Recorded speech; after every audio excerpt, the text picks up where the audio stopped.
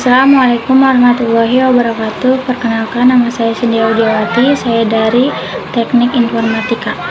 Pengertian etika, moral, dan akhlak. Etika dalam bahasa Yunani, adat atau kebiasaan, sebuah tatanan perilaku berdasarkan suatu sistem nilai dalam masyarakat tertentu. Etika berkaitan dengan ilmu dan filsafat. Standar baik dan buruknya adalah akal manusia. Moral dalam bahasa Latin atau mos. Kata mos bentuk tunggal dan jamaknya mores, yang berarti kebiasaan, dan susila adat kebiasaan tindakan manusia yang sesuai dengan ide-ide umum tentang baik dan tidak baik yang diterima oleh masyarakat. Moral adalah perilaku yang sesuai dengan ukuran-ukuran tindakan sosial atau lingkungan tertentu yang diterima oleh masyarakat. Akhlak dalam bahasa Arab berasal dari kata khalaqa yang berarti mencipta, membuat, dan menjadikan. Akhlak adalah kata yang berbentuk mufrad, jamaknya adalah khuluqun yang berarti perangkai, tabiat, adat, dan khalqun yang berarti kejadian, buatan, ciptaan. Akhlak perangai, adat, tabiat, atau sistem perilaku yang dibuat oleh manusia. Akhlak secara kebahasaan bisa baik atau buruk tergantung kepada tata nilai yang dipakai sebagai landasannya. Meskipun secara sosiologis kata akhlak mengandung konotasi baik, hingga orang yang berakhlak berarti orang yang akhlaknya baik. Akhlak adalah hal ihwal yang melekat dalam jiwa, daripadanya timbul perbuatan-perbuatan yang mudah tanpa dipikirkan dan diteliti oleh manusia. Ayat tersebut ada di Quran surat 68 ayat 4 dan Quran surat 26 ayat 137. Manifestasi akhlak. Akhlak atau sistem perilaku dapat diwujudkan melalui pendekatan. Yang pertama, rangsangan perilaku manusia yang terwujud karena adanya dorongan dari suatu keadaan. Keadaan terwujud karena adanya latihan, tanya jawab, mencontoh, dan sebagainya. Yang kedua, kognitif, penyampaian informasi yang didasari oleh dalil-dalil Al-Quran dan Al-Hadis, teori dan konsep, diwujudkan melalui dakwah, ceramah, diskusi, drama, dan sebagainya. Ruang lingkup yang menjadi objek kajian akhlak yaitu yang pertama, akhlak yang berhubungan dengan Allah Subhanahu wa Ta'ala, yang berhubungan dengan diri sendiri, keluarga, masyarakat, dan alam.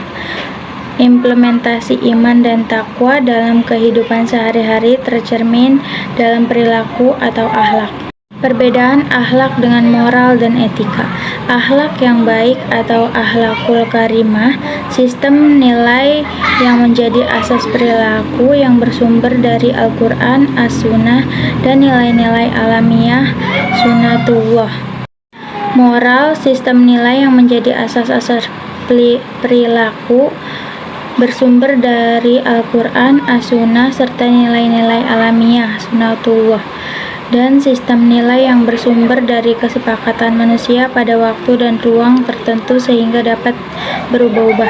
Etika, persetujuan sementara dari kelompok yang menggunakan peranata perilaku.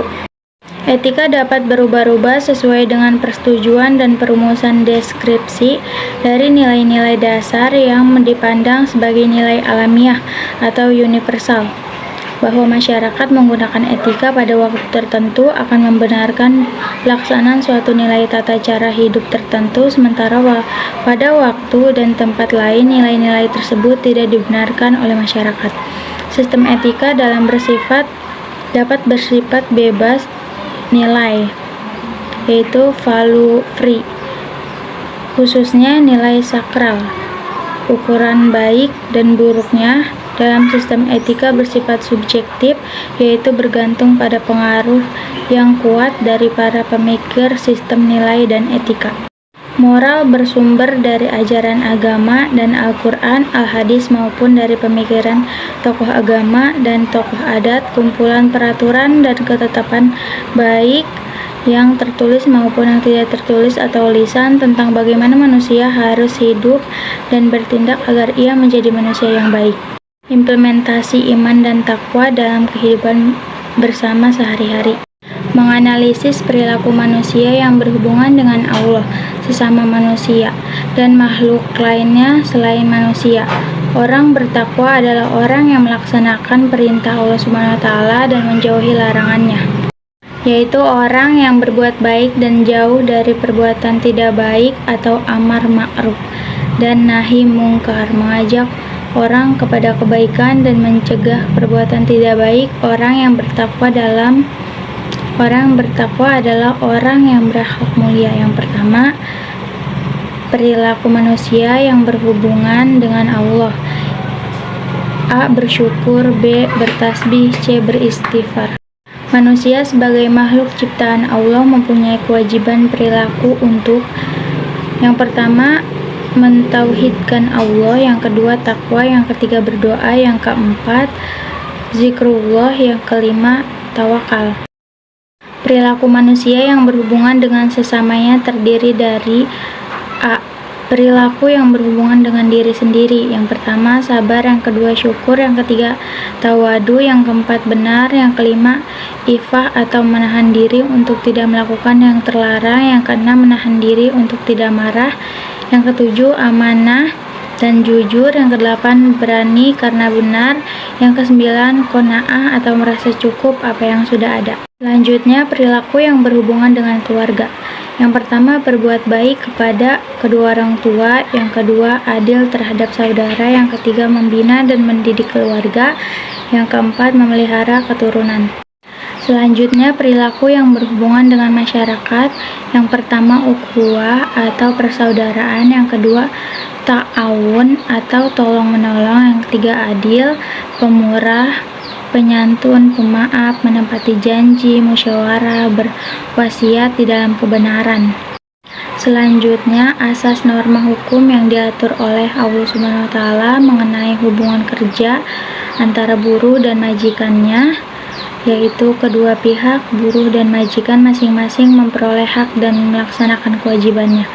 Kewajiban majikan terhadap buruhnya yaitu mencukupkan makanan dan minumannya, mencukupkan pakaiannya, menyediakan tempat tinggal, memberikan pelajaran dan pendidikan, memberikan pekerjaan sesuai kemampuannya, memperlakukan buruh seperti perlakuannya ke diri sendiri.